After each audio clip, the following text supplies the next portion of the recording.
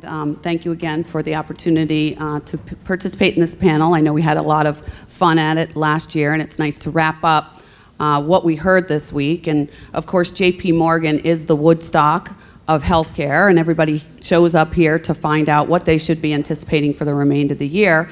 So with that, I thought I'd turn it over to you, Adam. What you heard here this week, what were the sort of some of the most striking things, and how has it shaped your view of what we're going to be talking about this year and what kind of year it may shape up to be for the sector? All right, I should talk in the microphone.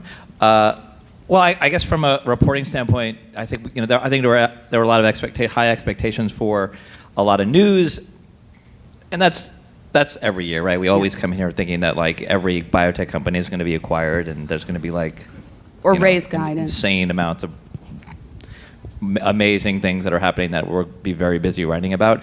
This year probably maybe a little bit less on that spectrum, but I wouldn't necessarily say that meant that there wasn't a good meeting, because the way I judge it basically is like, did I go to presentations, have meetings where I got interesting information that I could write about during this week? And I did, definitely. I mean, every day this week I was writing about things that I thought were important and interesting. So, and then in terms of like specifics, I think, the things this year, obviously M&A, we did have a deal, the Celgene Impact deal that was announced on Sunday, which, maybe didn't necessarily sort of meet the high expectations that the street had, but it's a deal, so that's good. And then, other things that, drug pricing and sort of innovation in terms of gene therapies and CAR T and all those things are all kind of still out there percolating. So that's going to be something that we'll all talk about this year. Thank you. Sure. Okay. Luke's looking at his phone, so I'll call on him. He's actually photographing Live us. tweeting. Nobody, don't be alarmed. Luke. But, so Luke, I'll ask you, what do you think is the most kind of underemphasized story that was out there that you heard more about this week? Oh, I wouldn't want to tell you that, because then I'd be giving away a scoop. I knew that was the problem. But what's the most overemphasized then? Well, I wouldn't quite frame it that way, but I think one of the big stories from this conference was broken by stat. It was this story about the Michaels, yes, who are presenting more. There are more men named Michael presenting over there at J.P. Morgan than there are women CEOs presenting over at J.P. Morgan. And it's all the conferences, not just. It was actually all the conferences that we looked at. So, I guess I'm in stats, so I can. It was our reporter Rebecca Robbins, a colleague of mine. It was actually a group effort. The story idea really was kind of to look at sort of gender. We were looking at gender issues, and so the idea from our editor was, well, why don't we just sort of tabulate how many men present at all of the major conferences during JP Morgan week versus the number of women that present, whether they're on panels or presenting as CEOs. And so we put this spreadsheet together, and instead of, and this is where Rebecca's genius was, instead of kind of, I think it wouldn't have been as impactful if we would have said like, 80% men, 20% women. Rebecca looked at the spreadsheet because she had all the names in the spreadsheet, and she said she noticed that there were more Michaels than there were women. And when she said that in the office, we were all sitting around our pod in the office, and she said, there are more Michaels than women. And we were all like, that's it. Like, that is simple. Yeah. Everyone gets it. That's the tweet. That's the lead of the story. And I think it really resonated with a lot of people this week. Well, and of course, people have been following the news. This has been a big ongoing story about gender in the industry and in the society at large. And that story in particular, it had that talker effect. It was the kind of thing that people would talk about at the receptions. And that's healthy, I think. It helps raise awareness, and got to start somewhere. So I was really happy to see that one achieve mind share. Go ahead. Is this on? Yes. Just to answer your question about maybe the overemphasized story, I thought it was kind of interesting how much people were talking about tax reform and repatriation and how that might lead to a lot of M&A. And the more I got around talking to people, it seems like that may not actually happen. So I think that's the wait and see story for me, because we have all these big farmers being like, oh, we love tax reform, there's great financial flexibility. And so the question is, what are you going to do with this? And I think that that's what we're going to have to see 6 months down the road. I think it's going to be interesting. I think what I got from this meeting is that I think we're going to have a really fun ASCO ahead. There's a lot of people who are like, we'll get this answer at ASCO. And so I would say that means potential M&A in the future if the buyers want to use their money in such a way, if there's good data that comes out in the rest of the year. So that's my wait and see. Yeah, to your point, like, I was at, especially on Monday, basically at every breakout session at JP Morgan, the analyst who was sort of, emceeing the breakout sessions, they were obviously under instructions to ask every company, so what do you think about tax reform? And uniformly it was like, we love tax reform. You heard that a lot. Right. It's interesting, I did sort of a capital markets wrap-up panel at the end of the day here on Monday, and the participants in that, which were, bankers, and analysts, and portfolio managers, was sort of more decisive. I think that this year we would actually see what everybody's been waiting to see in M&A. And I think one of the drivers has always been the bifurcation between, the small mid-cap growing rapidly and the large cap struggling to grow. And of course, Allergan with a 1,000-person layoff, it demonstrates that they can't grow their top line, so they got to grow the bottom line. And they all do have a lot of cash. But I think last year, 2016, the excuse was everything's overvalued. And the market looks very different from a valuation perspective today. And then last year it was, we're waiting on Godot, we're waiting on sort of tax reform. So that remains to be seen, and it is wait and see. But at least from that group, there was a view that this year we would actually see more happen. Well, if you think about it, there's been a lot of reorganization of large, big pharmaceutical companies, and when that happens, you generally see a period of time where they're still figuring out their strategy. It could be several quarters before they even figure out if M&As are on the horizon. And if there were, what size would they be? Juliet, did you hear anything to that? People talk about the mega merger, which obviously the money's freed up now for like a Pfizer and Biogen or something to that extent. But yeah, I think it will be all levels. But it sounds like that it's going to be the bigger companies that are acquiring. It won't be smaller companies which don't have money overseas, and they won't be affected as much as the big companies will be. Yeah, and I agree with you. And the big companies need the growth because they don't have organic growth. One thing I heard a lot at a number of different venues this week was sort of IO fatigue. And so maybe Carolyn mentioned ASCO. I think last ASCO, everyone was disappointed with the prior ASCO, so they went into last year's ASCO with no expectations, and it was a great meeting. So maybe if everybody's percolating for big things this year, it could be the reverse. But, I wonder what you think on that particular subject. We all know the stats, the number of compounds in development, et cetera, et cetera. There is IO fatigue, but then look at Nectar. I think that what we're seeing is there's so many combination trials out there that a bunch of them are going to fail because it's biotech and because we're throwing every sort of compound together. But I think that biotech will still get super excited if there are compounds that look like they can unlock the checkpoints for more people. And I think that will, as we see more data, if we start seeing those signs, there will be another headlong rush into whatever that is. Yeah, to me, the biggest event for 2018 in biotech is the ECHO 301, the Incyte's IDO inhibitor combined with Merck's Pembro or Keytruda. That we're going to get those results in first half, right? First half. Huge, not only for those two companies, but I think for the entire sector. Because if that study fails, it's disaster. Maybe I'm being a little hyperbolic, but I think in terms of sentiment for the industry from an investor standpoint, there's been so much put into the combination IO thesis that if that first large randomized controlled study fails, it's going to take the wind out of the sails of the entire sector. It's going to, but then conversely, if that study works and it's successful, then you're going to see everyone's going to think that the combination IO thesis is validated, and you'll see the sector go up. But that's a very, just beyond Incyte and Merck or anyone who's developing an IDO inhibitor, that is like a signal landmark study that everyone needs to be paying close attention to. Yeah. And if you're talking about fundraising, I heard from a lot of investors that there's already a little bit of concern just because of just the sheer number of very similar things being in development. And so I've already heard multiple investors say that they're seeing a little bit too much of the same thing happening.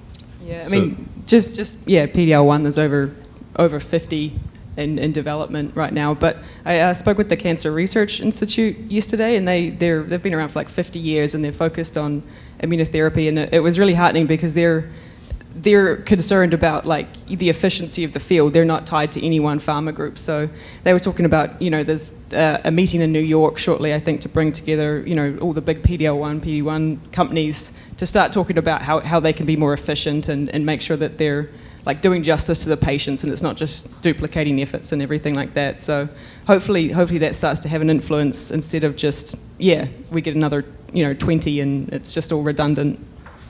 There's such a thing as too much money. Yeah. Do you think it's too much money? Are you hearing that, Ron? I'm going to call you out because you're sitting in the middle and you haven't spoken yet. But are we approaching too much money going into the early stage? I just go back to a bioconvention panel back in, I think it was 2011, 2012, when things were just kind of ramping up. And one of the investors on that panel said, it's time for me to get out because too many generalists are involved. Mm-hmm. So I keep wanting to go back to him and like, hey, so we're 6 years on from that. How are you feeling about that now? Well, kind of with too much money, going back to repatriation, one of the things that I think we all need to keep an eye on, whether journalists or just investors or whatever, holding people's feet to the fire. When you repatriate, what exactly are you going to do with the money? Is it going to be like the last repatriation tax holiday where it mainly went to stock buybacks and dividends? Not all bad, but we've been fed this line that it's all about innovation. Is this money going to be turned back to innovation? Go ahead. I was going to say, what do you guys think about the idea, like, will it actually create jobs? I don't see that happening, even if it does get pumped into It didn't last time. Not for journalists. We'd be in favor of that. Yeah, they should give us some of that repatriated money. One thing Luke said, too much money, and money chases returns. So obviously oncology, Iowa has become the hot area to go, and we've seen, enormous successes there. But at the same time, as there are more and more players, inevitably the pricing model will break, right? And someone is going to come into the market with disruptive pricing with the right, kind of combination, because, you can be the first to market, you can be the best in the market, and then the third, fourth, and fifth have to find a rationale. So that also leads to sort of the pricing discussion. So if any of you would like to weigh in on, Carolyn's jumping at the bit. So Carolyn, if you would I have like many to, thoughts on this. Great.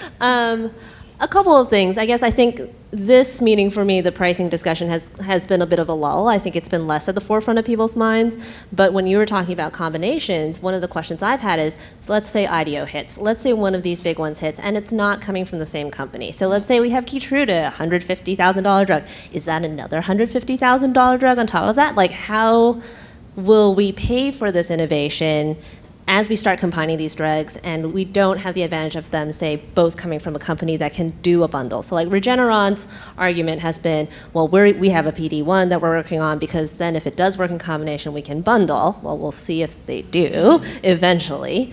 The other thing that was pointed out to me too, though, is that in cancer, the pricing model is quite different. So there aren't the same pressures that there have been, say, in Hep C. Doctors are still paid a percentage of the price tag. So they are incentivized to use the more expensive drugs. So that to me is a pricing model problem we have in the cancer It's sector. true, but at the end of the day, the government can change that pricing model. And I would argue there will be companies that have their combination. So right now, Merck and Bristol are locked into their own pricing model. You can't get around it. One's not going to say, I won't make money, so you can. But at some point, if a company has the combination, payers are going to say, well, if the outcomes are the same. So let me ask something, and this is asking for the critical eye from the journalist. And I don't know how many here were able to attend the Cell and Gene Therapy, the Alliance for Regenerative Medicine session, but of course they had a CAR T session. And you would have thought, as you stumbled in there, people are willing to say cancer is going to be cured. It's going to be solved. And in ways that the cycles have gone through, but now they are using words that people got a little uncomfortable using those words or those phrases. Are you buying it? Well, that's a pretty big brushstroke to say. I know. Well, that was to be a little cancer, provocative. Cancer being, hundreds of diseases. How about pediatric, hematologic cancers? You would have walked out of that meeting thinking pediatric hematological cancers are on the verge of being, where at least HIV is today.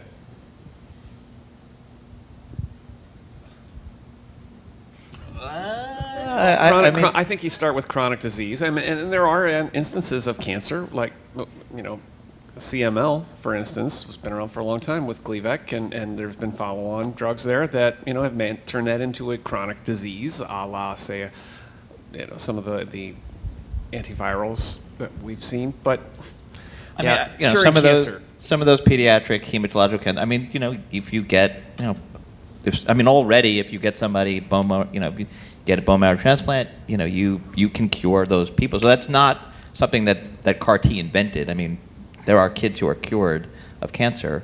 I think the new thing is that you're taking children who have relapsed, right? Who have run out of all options and have now been able to be put back into remission long term, and in some cases, long-term remissions where you start thinking about using the other C word, the cure word. But so, yeah, there's a lot of excitement around that. I mean, I think you obviously have to wait to see sort of longer-term outcomes. But, for those, think about it before CAR T. I mean, unfortunately, those children who did relapse, the prognosis was poor for those children. Now there's another option for them to potentially get them to a cure. I think the excitement is justified for a subset of patients within the diseases, but that as a subset of all of cancer is still quite small. And I think that's the fight where we have to be really sober, which is recognizing that we do have these fantastic cases, but a lot of them are in very small percentages of people, and we don't totally understand yet why those percentages are helped. And so, yeah, I've talked to a lot of oncologists who are like, maybe we'll use the C word. And I'm like, so it's on the tip of the tongue, but I wouldn't apply it broadly to any disease, any subcancer yet. It's very exciting to see these anecdotal and small, N studies. Emily Whitehead is alive, pediatric ALL. I mean, that is amazing. It's awesome. We should be excited about that. But that said, cancer is this heterogeneous disease. There are people with pancreatic cancer going to be diagnosed today, and they'll be dead in 6 months. So, are we curing cancer? I wouldn't put that headline, or I wouldn't put it on the cover of Time magazine. But are we making major progress? Didn't they, not so long ago, or pretty close? Sorry, Didn't they put that headline pretty close on the cover of Time magazine? I'm not the editor. I don't make those decisions. Well, one of the things that's interesting to me is with immunotherapy is I'm coming up to speed on everything. Everything's happening, at least for me, and I think I'm probably the dumbest one on the panel.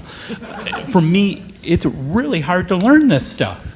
I read all these people, I'm like, oh crap, that's the perfect way to explain it. Now I understand it. But, I feel like just coming up to speed on something, and then it changes. And I have a friend who's a researcher at Genentech, and she constantly talks to me about, well, it's doing this. And I say, well, what if you do this? We thought about this, and then it went this way. Oh, so it's zigging when you're trying to zag it, and it's zagging when you're trying to zig it. And to me, it's a sad story about cancer, but from a educational standpoint, a self-educational standpoint, it's fascinating to wow, this disease is so frickin' smart. Can we ever get on top of it? And I think it's a great chase. And when we get there, if we get there, but I feel like there's been so much progress made, maybe there will. Will it be in my lifetime? I don't know. I mean, I'm taking Lipitor now, so maybe it will be in my lifetime. But I think, for me as a journalist, that's what excites me is the learning and then being able to translate that to the readership. I mean, I'm a business-to-business readership, so I'm trying to translate this not necessarily to another biotech executive. In some cases I am, but in other cases it's a commercial real estate person, stuff like that. And to me, that's fascinating. Yeah, I love describing like CAR T or something to people, like family members, people that aren't in the field, because it is. And I think that that's maybe why people get carried away with calling it a cure, is because it's just such far out technology. And then, yeah, you've got like individual patients. And I think you see it like with gene therapy as well, where there's 6 kids that are now, you can put a face to it and now they're walking, and it's such a moonshot project kind of thing. So I think particularly that the small cohorts, children, and just the huge improbability of putting all those technologies together, I think it's kind of put a spell on a lot of people, which, there's probably boring drugs that are equally as effective, but they don't get the press because it's not as much of a story. I'm glad, Ron, that you brought up that point about how fast things move. Like the sheer velocity of news in this industry, and maybe this is like a little bit of inside baseball for us, but I'm going to sound like old here, but last week, wasn't it, like Spark came out and said that its pricing model is coming together for gene therapy, and I thought, well, that'll be like a big topic of conversation this week, and it's like, nah, the news flywheel moved past that. We're talking about other things. That's like old news. Actually, I think that's going to be like, it's an important precedent-setting move. It's one of those things that people will be looking at, not just in gene therapy, but in other fields of biotech, for setting an example of how we're going to pay for these things.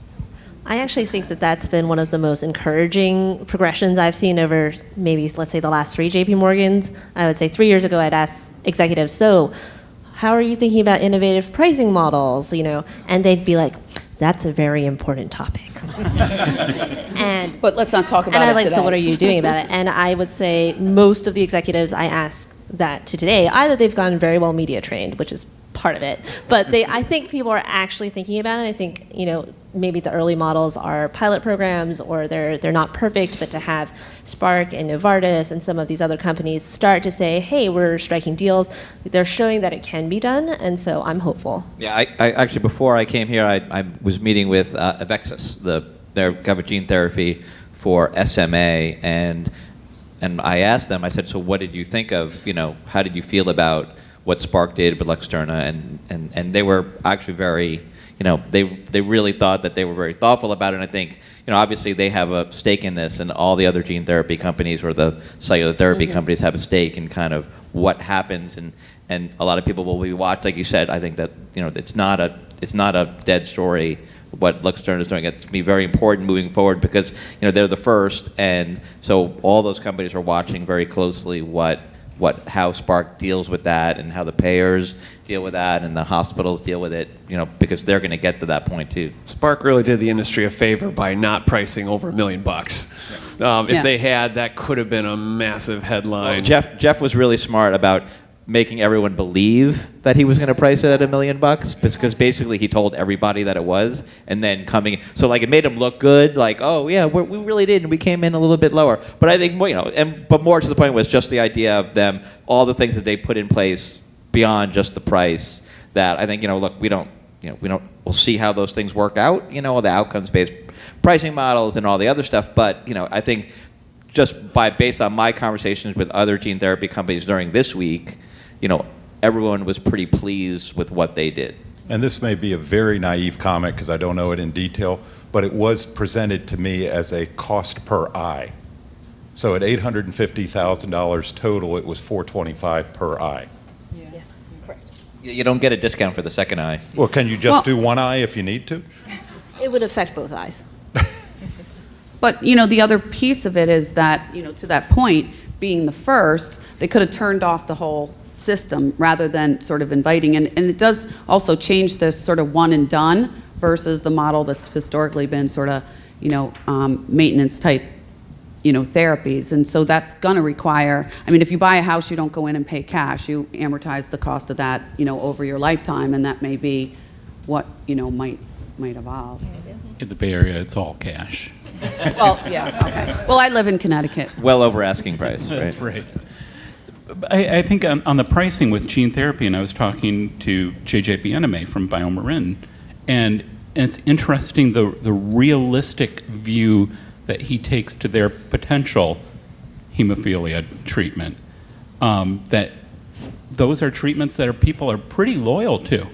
So can you charge that amount? And can you? I mean, do you want to charge, $1 million plus? And it sounds like he's easily thinking of $1 million plus, but coming up to scale manufacturing wise, you don't want to produce something that covers all of hemophilia patients because they're gradually going to get into the system, and it's probably going to be younger patients who see more of a benefit to them getting treatment as a 20-year-old as opposed to a 50-year-old.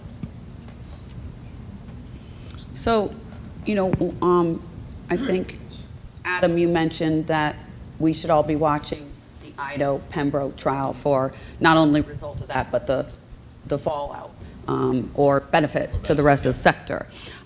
So, there's some litigation going on with the PCSK9s, and I'm just curious as journalists how important you think that is, and whether, it moves beyond this case but has implications for others. And I think there are some patent cases that are going to be going to the Supreme Court. So, as journalists, how closely you're watching that, and how important do you think it is?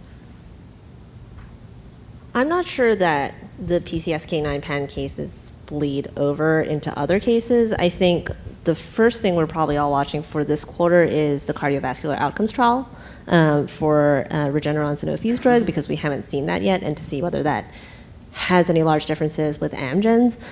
I can see that being locked up in, like, the lawsuit extending for a while. So I do follow the updates, but I may be wrong here. I don't see an imminent sort of catalyst on that for the PCSK9s. I'm more interested in the cardiovascular outcomes trial. I know, for now. I meant some people think that particular case would then bleed over where there would be other cases in a lot of other areas, but maybe that's not the case.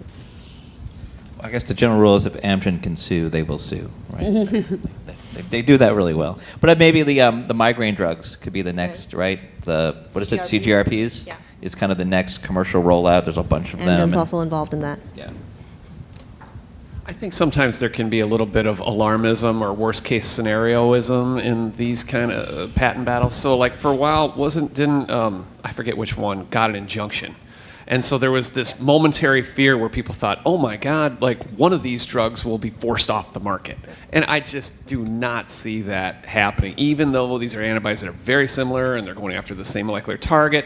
And the clinical trial data looks very, very similar, because there just is patient variability on an individual level. You might respond to Praluent, but not Repatha, or vice versa. And I just don't think, I think that the judge who does something like that would, very quickly find a pretty major backlash from patients, and I don't think it's happened. And I would flip that forward to say CRISPR, for instance. I think these things end in licensing deals. Whoever wins gets the royalties from somebody else. You're just not going to. It's not going to be one winner take all, and the other guys are out of business, off the market. How about the other end of the life of some of the products where the patents are done, biosimilars are starting to come in? The first question I'd ask, do you think Scott Gottlieb is going to take actions to make that occur more? Because it hasn't. Anything that's come out of Washington has slowed down biosimilars. And then the second question is, when do we start really seeing the effect of biosimilars on some of the companies that have kind of had very long-lived products? It's strange. So I was looking like Humira. Obviously, it's still like a really big seller, and there are biosimilars on the market now. But it sounds like people aren't ready to kind of jump over, and payers aren't necessarily covering it. And I think it's not just getting the drug approved, but it's actually showing that it's translatable, especially if someone's already been on another drug.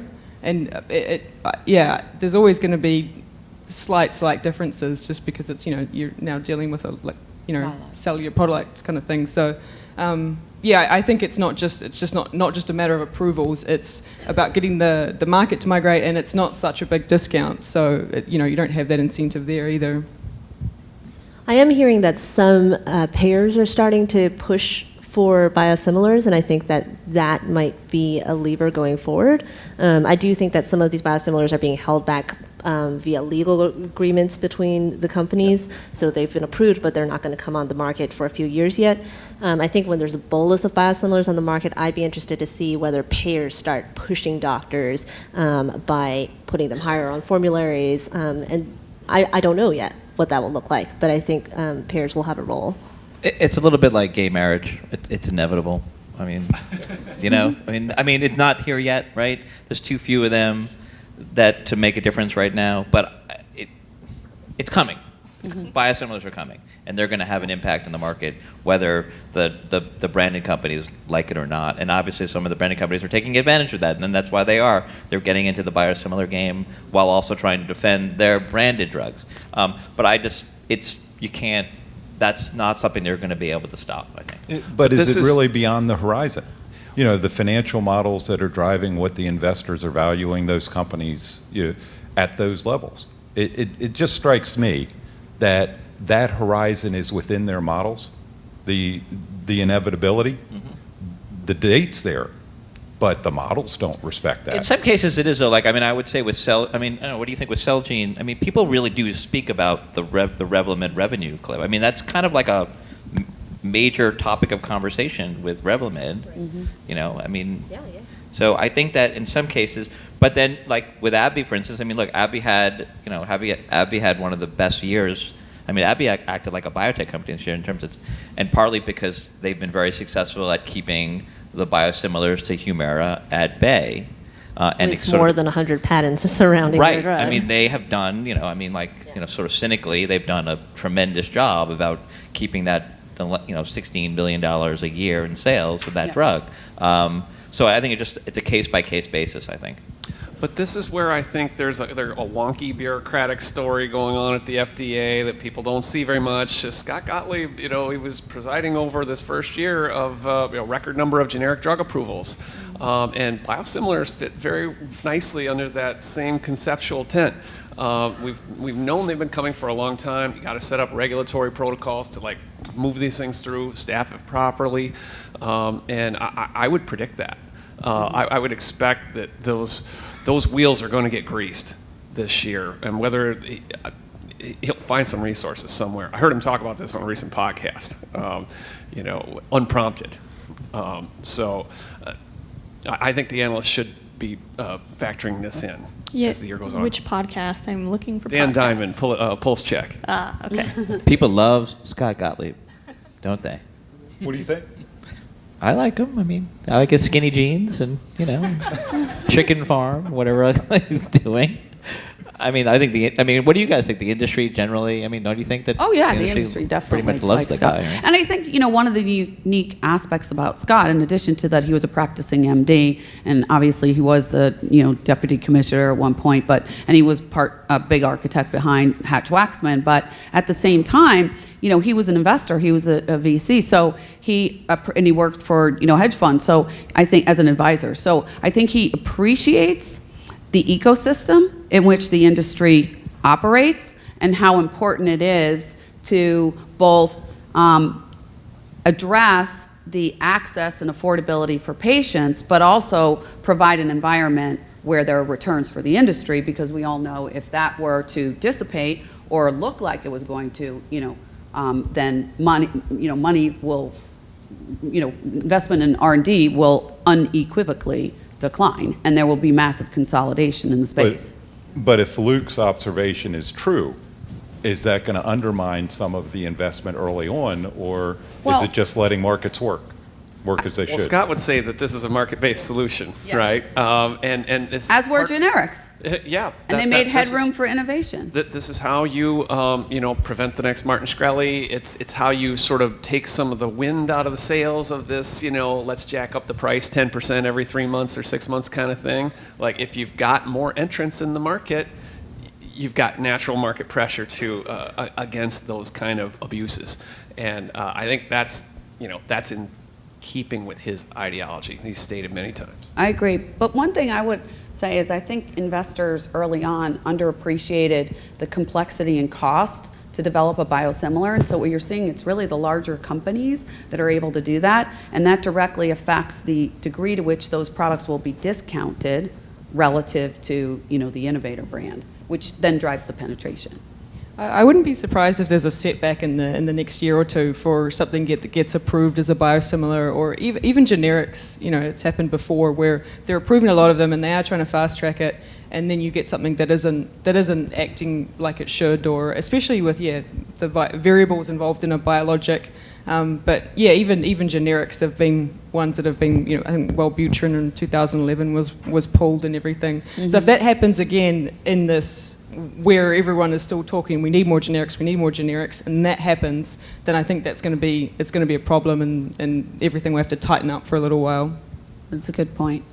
I know that Adam had mentioned he had a question for Luke, so maybe Adam, if you want to ask your question of Luke. Luke, why the hell are you climbing Mount Everest? I've lost my mind. No, I'm like a very stable genius. Luke is, when Luke, because you actually told me about Everest before you announced it publicly, and I get this email from Luke. I'm thinking, I'm not joking, I think the email went something like, so I'm thinking about climbing Mount Everest. And that's not an email that you get every day from somebody. Wow, you're thinking about climbing Mount Everest. Okay, so for those who haven't heard, I'm actually going to do this, and it's for a cancer research fundraiser for the Fred Hutchinson Cancer Research Center. So I'm trying to combine my passion for mountain climbing with biotech journalism and my network around the country, and get people excited about the moment that is here in cancer. So I think it's time to invest. Anybody wants to support the campaign can go to fredhutch.org/climb. And I'm wearing some puffy orange jackets, so you can't miss me. I'm working on my passion too, which is eating ice cream. So, anyone want to buy me ice cream? Have you gotten a sponsor? Today and I, Luke and I, we climbed Knob Hill today. So I'm we're almost there, right? Yeah. So I've raised $123,000 so far, and I have a goal of $175,000. You can. It's very easy to do online. When's the deadline? When are you? It goes from March 27 to June 2. And then there'll be a Series B. And then there will be a slideshow afterwards. What did you say? There'll be a series. So maybe a series. a question beyond Everest is maybe as difficult as Everest, but your business has changed a lot. Stat News changed it in particular. Comment on what's different about your business now and how it makes your jobs different. Well, let me just say, I'm honored to be on the stage with some really outstanding journalists that I'm sharing the stage with today, and Ron, and Ron, and journalism is really, I think we've kind of come to, I hope we've sort of come to understand over the last year or so that journalism is really important, and what I tell people is that journalism isn't free. We sort of got used to the idea, unfortunately, in our business of sort of giving everything away, and that was bad. And these guys work really hard to produce great stories every day, and they don't. I don't work for free. I don't think you guys don't work for free, and so it's important to support. There's a lot of good biotech and healthcare journalism out there, and it's important to support the work that everyone here does. Everyone here, we all have maybe slightly different business models, but I would hope that you, everyone in the audience, and all your friends, and that you just as much as you can, kind of support the work that we do, because I think it is important, and I think it is worth supporting. Well, and I think there's been an increasing realization in the community the last couple of years that, this industry is not the simplest thing in the world to write about. There's a lot of shades of gray and some nuance, and it takes some experience and commitment to try to understand these things in the first place, much less explain them clearly to a lay audience. So you can't just, there is no free lunch. Go buy a subscription. It doesn't cost that much. It supports the digging that does us all a lot of good. One thing I would say that I am grateful for is when this year they briefly tried to keep journalists out of breakout rooms at this meeting, there was a lot of pushback and support from people who were not reporters, and I think that was something that was really nice to see, because I do think that, well, particularly the breakout rooms are tiny, and I get it, but that's partly... They're not any tinier than they were last year, though. But they're not any tinier than they were last year, yeah, for sure. And so I'm grateful, really, to, as you said, it's a hard subject. I didn't know anything about biotech 4 years ago, and I'm very grateful to everybody who takes their time to very slowly answer all of my questions. So yes, so thanks to you guys as well. Well, and Adam, correct me if I'm wrong, didn't JPM try that same thing like maybe 8 years ago?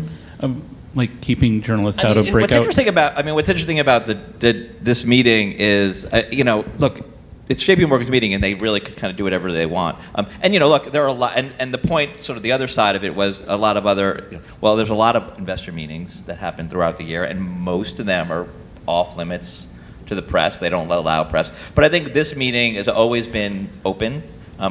This is my 16th JP Morgan meeting, and I can't remember a time when I couldn't go to a breakout session. So I think that JP Morgan has become what it is because of the openness of it and letting people into the meeting, and so it's kind of hard to step back from that. I mean, I can understand it. I think that part of the reason that maybe JP Morgan wanted to do that initially, and it sort of came out of the blue, right? We all got this. We literally, the way this happened is the week between Christmas and New Year's, all the reporters who had registered for JP Morgan got an email from the bank basically like, hey, you're confirmed for the meeting, here are the ground rules, and then like at the bottom of the email it was like, oh, by the way, the breakout sessions will be off limits to reporters. And I was actually on vacation, and I'm like, scrolling, I happened to be just scrolling through them, I'm like, what? And I think I DM'd you first, I think, didn't I? Yeah, I was mid-typing you. Right. I think we both were basically reading this at the same time, because so we sort of got together, and her editor got together, and my editor, and I reached out to some of the reporters I know at the Journal, and we all kind of just sort of raised hell about this, why they were doing this. Yeah. You were ready to go. Oh, me? Yes. Oh, I think I was going to say something, but I've forgotten, so. It's her first JP Morgan. It is. So give her a round of applause. She made it to her first JP Morgan. Is this your first JP Morgan? How many have you been through? My second. Okay, so you're a veteran, but congratulations. Thank you. You've made it through your first. So what is the summary perspective as a journalist first year at JP Morgan? How do you summarize it? Well, people warned me that it would be very, very crazy, very full schedule, but I didn't expect to literally not have time to eat, and so it's been fascinating though. I have learned so much in the last 3 days, so I've really enjoyed it. Yeah. So Barbara and I were back and forth. Are there pressing questions from the audience? Brianna. For the press. Brianna has a mic over there. How about your 2018 prediction for biotech? Is it hot, cold? What happens this year? Did everyone hear that? The question was 2018 expectations for biotech, hot, cold, or different?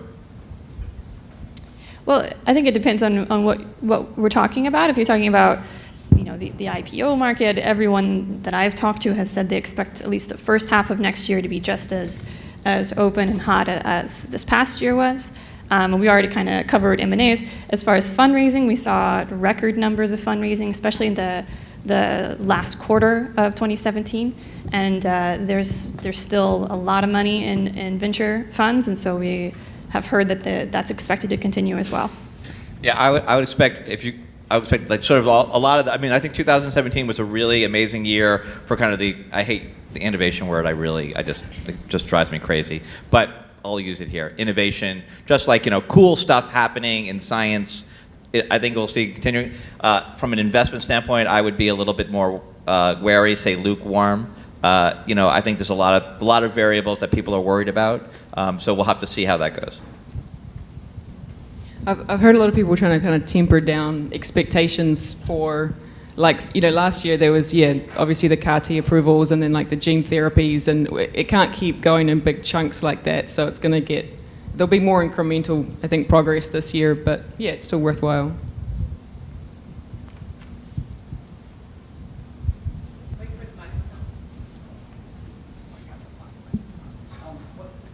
Oh, okay. What about the big picture for drug pricing? In other words, the rules that apply in the rest of the world don't apply in the United States. In the case of Medicare, they can't negotiate drug pricing. Do you see anything that suggests a change? I think we've lost the overhang of a fear that the Trump administration would do something really huge and dramatic, because that moment came and went. So I think at least that uncertainty has been lifted. What I'm seeing, as I mentioned earlier, is some organic change coming from companies, and I think that's hopefully will continue, and I think that's where the pressure is on.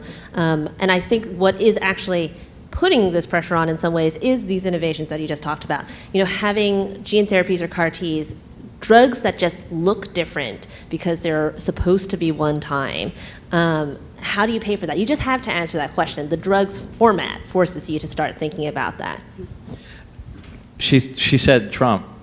It was the first time that anyone mentioned his name, and we've been here, an hour? Sorry.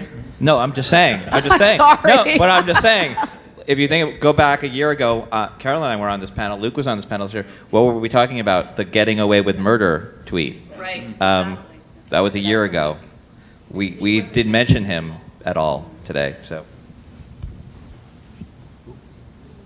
Great. We'll take one more question and then just we'll to make be one wrapping real up. kind of wild card weird prediction. I think it might have been Bloomberg, Caroline's publication, a year or so ago, came out with a data-driven story about the number of drugs that are being price increased by 10% a year or more, and Pfizer had something like 200 of these. Drugs. And it was like this shocking kind of headline, and it's not just Pfizer, it's multiple companies like milking their existing cash cows. And 10% then very quickly became sort of like this shame line. Like, thou shalt not cross the 10% annual increase. That's just a little excessive. Well, who made that? That's kind of an arbitrary number, isn't it? Maybe somebody could come up with a story that says, anything more than 5% a year. Now we're exceeding the rate of inflation, right? Could we reset the bar on the shame line? And then everybody increases their drugs 4.9%. 9.9999%. Yeah. There was one last question in there. Yeah. What do you guys make of the pipeline, Big Pharma's pipelines from internal R&D versus models of outsourcing, purchasing often VC-backed startups at various stages, and the different big pharmas that have different models along that spectrum, from all internal to all external? That may take more time than we have to answer. Want to take a stab at it? I heard something kind of interesting today when I was talking to an investor who said she had talked to a lot of people at large pharmaceutical companies who had said that their dance card was full. They had already bought so much stuff that they didn't have the resources to develop, that there was some waning interest. So I thought that was interesting. Thank you. So the first thing, I want to thank all of the panel. At a bigger thank you than just for the panel, I don't think you all realize how much you may come into everyone's office every day as we read the reports that you write. And Luke, with your podcast, we wish you would do it more often, those of us who listen to each of them. But I think we all feel like we know you better than maybe some of us individually, and we all appreciate it. And it keeps us all educated on all the things that are moving. The IO trial that's so important we got to keep track of, or I forget the orphan indication. You did one of the podcasts on, Luke, that was very educational. So thank you all for that, and thank you for the panel. Barbara? Well said, Ben, and I echo all of that. I'm grateful to all of you. I'm grateful to be friends with many of you, and I read you every day religiously and keep me informed, and I'm grateful for that, and I know I speak for everyone here. And I'm also grateful to have learned a new factoid, which I should have learned earlier the week. I love there were more Michaels that presented at every conference here in San Francisco than there were women. That's just mind-blowing. Maybe one day there'll be more Michelles. Yeah, exactly. There you go. Or Barbara. That would be a great headline to write. Thank you all. Appreciate it. Thank you all in the audience for being here. Yeah.